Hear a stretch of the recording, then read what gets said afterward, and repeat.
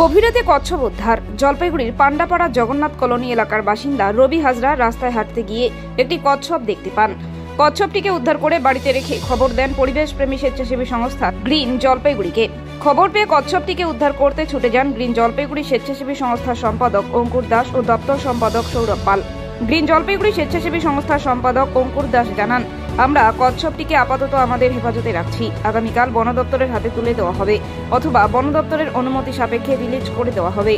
রাত প্রায় 12টা বাজে এই সময়টা আমাদের কাছে পান্ডাপাড়া থেকে খবর আসে যে একটি বাড়িতে কচ্ছপ উদ্ধার করা হয়েছে। তো কচ্ছপ যেহেতু বিরল প্রজাতি হয়ে যাচ্ছে এবং আমাদের এই পরিবেশে ভারসাম্য রক্ষা করার জন্য তাদেরকে রক্ষা করা দরকার। আমরা রাতেই বন দপ্তরের সাথে যোগাযোগ করি, কিন্তু যোগাযোগ কোনো কারণে হয় না।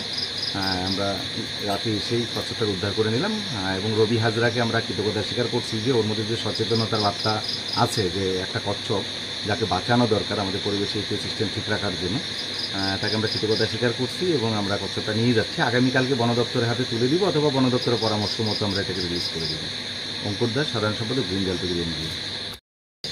আমাদের বাড়ির সামনে এটা আমাদের কোনোদিনও দেখতে পাইনি, কিন্তু আজকে প্রথম আমাদের বাড়ির সামনে এটা দেখতে পেলাম। দেখতে পেয়ে বাড়িতে নিয়ে আসলাম।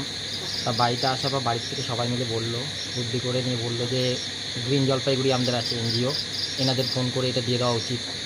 আমাদেরও খুব ইচ্ছা রাজবাড়ি পুকুরে যদি এটা ছাড়া হয় খুব ভালো হয়।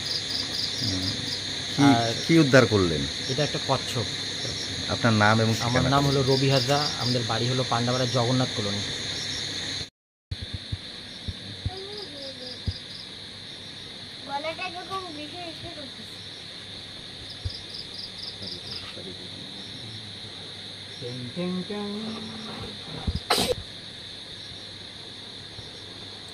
এই দর্শকের দিকে আসুন।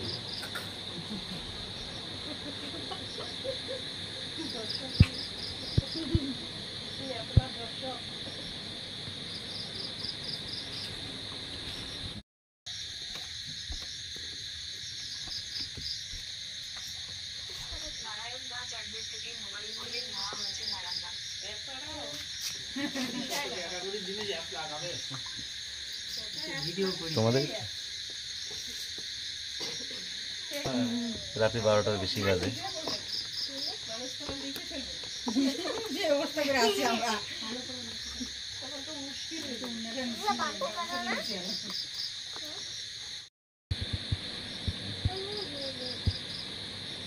গলাটা এরকম বেশি এসে করতেছে।